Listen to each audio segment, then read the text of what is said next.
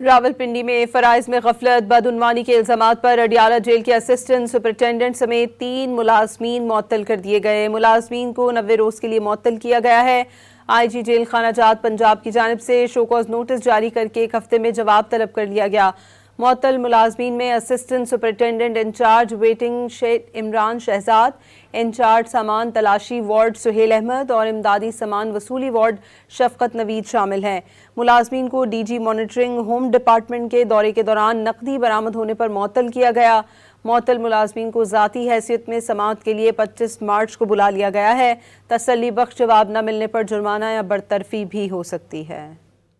راولپنڈی میں فرائض میں غفلت بدعنوانی کے الزامات پر اڈیالہ جیل کے اسسٹنٹ سپرنٹنڈنٹ سمیت 3 ملازمین معطل کر دیے گئے۔ ملازمین کو 90 روز کے لیے معطل کیا گیا ہے۔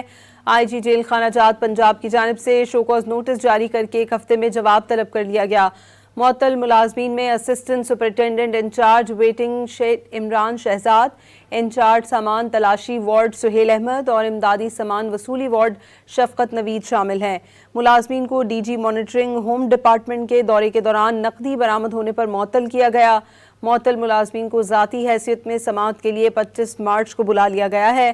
تسلی بخش جواب نہ ملنے پر جرمانہ یا برطرفی بھی ہو سکتی ہے۔